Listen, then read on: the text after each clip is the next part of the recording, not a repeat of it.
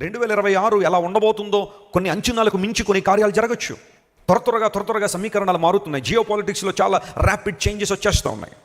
America Venezuela president మధురోని kidnap చేసి తీసుకెళ్ళడం, ఆ దేశంలోకి వెళ్ళి ఆ ప్రెసిడెంట్ని పట్టుకొని తీసుకెళ్ళి న్యూయార్క్ జైల్లో, బ్రూక్లిన్ జైల్లో పెట్టి అతని న్యాయస్థానం ముందు నిలబెట్టారు. దాని వెనకాల వారి ఉద్దేశాలు ఏంటనేది చాలామంది విశ్లేషకులు ఎన్నో కారణాలు చెబుతున్నారు. కానీ ఏం జరగచ్చు ఆ తర్వాత? Donald Trump now is focusing on Greenland. యూరోప్లో ఒక మూలకి విసిరేసి ఉన్న గ్రీన్లాండ్ అనే ప్రాంతాన్ని మేము కైవసం చేసుకుంటామని డొనాల్డ్ ట్రంప్ మరలా చెప్పడం ద్వారా, అమెరికన్ ప్రెసిడెంట్ చెప్పడం ద్వారా ఇప్పుడు పరిస్థితులు అంత బాగాలేదు. యూరోప్లో కొంచెం అనిశ్చితి ఉంది. నాటో బలగాలు ఎటుంటాయనే విషయం మీద చాలా తర్జనభర్జనలు జరుగుతున్నాయి. ఈ లోపల యుఎస్ఎస్ఆర్కి సంబంధించిన, రష్యాకి సంబంధించిన ఒక ఆయిల్ ట్యాంకర్ని అమెరికా సీజ్ చేయడం, అది కూడా మరలా ఒక మాటలో చెప్పడం ఒక విస్ఫోటనానికి ఏమైనా దారి తీయచ్చేమో. వ్లాడిమిర్ పుటిన్ అనబడే రష్యన్ ప్రెసిడెంట్ ఒకవేళ అతడు బాగా ఫ్రస్ట్రేట్ అయితే, ఒకవేళ న్యూక్లియర్ వార్ కనుక స్టార్ట్ అయిపోతే వాట్ ఈజ్ గోనా హ్యాపెన్? ఏం జరుగుద్ది?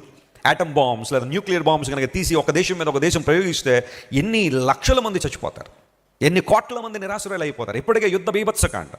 ఒక ప్రక్కన ఇరాన్ అనే దేశంలో, ఇరాన్ దేశంలో అంతర్గత యుద్ధం జరుగుతూ ఉంది. ఒక ప్రక్కన ఇండియా పాకిస్తాన్ బార్డర్లో ఎప్పుడు కూడా అలజడి జరుగుతూనే ఉంది. ఒకవేళ ఆఫ్ఘనిస్తాన్ పాకిస్తాన్కి యుద్ధం జరిగితే మరలా వాళ్ళిద్దరి మధ్య పరిస్థితులు బాగాలేదు, వారిద్దరికి యుద్ధం జరిగితే మరి దేశాలు ఎటు నిలబడతాయని తెలియదు.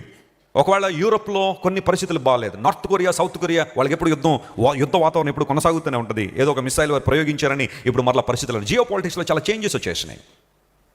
మనుషుల హృదయాల్లో మార్పులు వచ్చేసినాయి.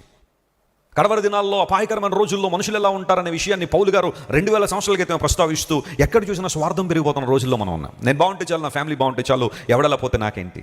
అనురాగ రహితులు, ప్రేమ లేదు, అనురాగం లేదు, ఆప్యాయతలు లేవు. అన్ని కమర్షియల్ రిలేషన్షిప్స్ అన్నీ కూడా వ్యాపార లావాదేవీలే, బంధాల్లో కూడా.